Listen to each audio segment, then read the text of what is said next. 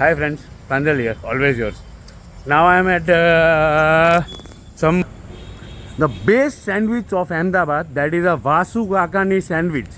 હે ને અહીંયા આગળ તમે જ્યારે બી ઇન્કમ ટેક્સ આવો તો ગાર્લિકનું નામ એક જ સ્વાદ એક જ સ્થળ, દેટ ઇઝ અ વાસુ કાકાની. તો મહેરબાની કરીને અહીંયા આગળ તમે ભૂલ્યા વગર અચૂકથી સેન્ડવિચ ખાવા આવો. આખા અમદાવાદમાં હું તમને બેટ મારું છું, જો તમે આમના કરતાં વધારે સારી સેન્ડવિચ ખવડાવો ને તો મારા જીવનમાં મારી જો જેટલા પૈસા પડ્યા છે મારું ઘર ગીરવી મૂકીને તમને આલ દઉં, બરાબર, કાઇન્ડ ઓફ. તો અત્યારે તો ક્લોઝિંગ ટાઈમ છે. વાસુ કાકા અહીંયા તમને બતાવું. કેમ છો વાસુ કાકા? મજા મજા એસકી વેણકી મજે અહીંયા આગળ તમે આવો ને તો હું તમને પ્રેમથી કહી દઉં છું, હા ને, તમારે ટાઈમ લઈને આવવાનો, બરાબર ને. એમ કે આ વાસુ કાકા એ જ છે, એક સાથે 50-100 સેન્ડવિચ બનાવે છે, બરાબર. તો મહેરબાની કરીને ટાઈમ લઈને આવવાનું અહીંયા આગળ, અને આવા ટાઈમે આવો તો તમને મળી જાય, બરાબર. અરે ભાઈ હા ક્લોઝ થઈ ગયું, હું ખાલી કહું છું યાર, તું તો યાર મારી બચ્ચે કી જાન લેગા કે ભાઈ. તો ટાઈમ લઈને આવવાનું અહીંયા આગળ, હા ને. અહીંયા આગળ હું ક્યારથી આવું છું ખબર તમને? 9 વર્ષ પહેલાં જ્યારે માર્કેટિંગની નોકરી કરતો હતો, હું MR હતો ને ત્યારનું અહીંયા આગળ આવું છું. આ મારો ફિક્સ ટાઈમ હતો. બિચારા વાસુ કાકા 3:30 થી 4ની વચ્ચે ત્યાં આગળ આવે લારી લઈને, એટલે હું ત્યાં જ ઊભો હોઉં, બરાબર. બાજુમાં ચણાચોરવાળો જ્યુસવાળો હતો, ચણાચોરને જ્યુસ પીને બેઠો હોઉં ને ત્યારે વાસુ કાકા મને કહે, હા ચણા પચી ગયા, હા. અને આવ્યા પછી મારે કમસે કમ 30 મિનિટ વેઇટ કરવી પડે, પણ કરું કેમ ખબર છે?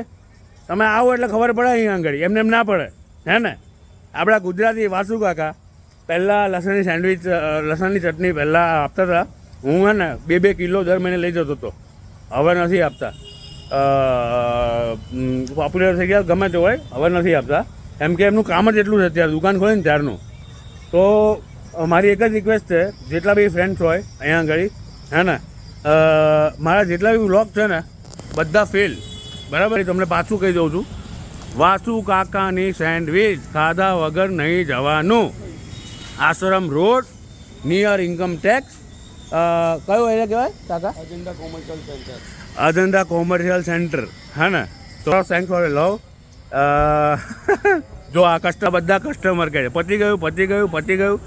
એક જ રિક્વેસ્ટ છે, મહેરબાની કરીને અહીંયા આગળ મગજમારી નહીં કરવાની, ટાઈમ લઈને આવવાનું, અને વાસુ કાકા જે ખવડાવે ને એ જ ખાવાનું, બરાબર. વાસુ કાકા કહે કે આ ખાવાનું એટલે ખાવાનું. અને સાંભળો, રાજસ્થાની માણસ બહુ તીખું કહે, હે ને. તાકાત હોય ને તો વાસુ કાકાને એકવાર કહેવાનું કે તીખી સેન્ડવિચ ખવડાવે, બરાબર ને, હે ને. આખી ખાઈ જાઉં ને વગર પાણીએ એટલે હું તમને જોડી સેલ્યુટ કરીશ, બરાબર. આમની ચટણી, હે ને, એક મરચાંની અને બીજી લસણની ખાવાની, હે ને. તીખું બનાવીને આપે ને ખાવાનું. ભાઈ કહેવાનું કે ગુજરાતી લોકો બહુ સ્વીટ ખાય છે, આ ખાય છે, તે ખાય છે, હે ને. હું કેવું વાસુ કાકા? વાસુ કાકા આપણા રાજસ્થાની ભાઈબંધો છે, એમ કે બહુ તીખું ખાઈએ છીએ, બરાબર. ખવડાવશો? બસ જો વાસુ કાકા કીધું એટલે ફાઇનલ. અને કેવું તીખું ખવડો છો કાકા? જેવું માંગે એવું. એકવાર જે લોકો તીખા ખાવાના શોખીન હોય ને, અને કાકાનું સ્ટાઇલ જે છે ને બનાવવાની, એ પ્રોપર અમૂલ બટર જ વાપરે છે, પણ બટર જ તેલ લેવા. જે સેન્ડવિચ ખવડાવે ને કાકા, વાસુ કાકા ખવડાવે ખાવાનું, અને પછી કહેવાનું કેવી છે, બરાબર. Only your Pranjal here. Vasu કાકાની સેન્ડવિચ, એક જ સ્થળ, એક જ સ્વાદ, એક જ નામ, ગાર્લિક. જો રિક્વેસ્ટ કરશો ને તો 100-200 ગ્રામ કાકા મારા નામ પરથી તમને ચટણી આપશે, ગાર્લિક ચટણી. કાકા આપશો ને 100 ગ્રામ? નહીં આપે? હા કાકા નહીં આપે ભાઈ, ના પાડે અત્યારે. એટલે પહેલાં આપતા હતા પણ અત્યારે ચટણી નહીં આપતા, બરાબર. પણ અહીંયાની બે સેન્ડવિચ છે, મેં ચાલુ કરી છે ને ત્યારે 35 રૂપિયામાં ખાતો હતો હું, અને અત્યારે લગભગ 90 કેટલા ચાલે? 80 રૂપિયા. 35 રૂપિયાના 80 રૂપિયા થઈ ગયા, અને 80ના 200 રૂપિયા બી થશે ને તો બી હું તો સેન્ડવિચ ખાવા અહીંયા જ આવે.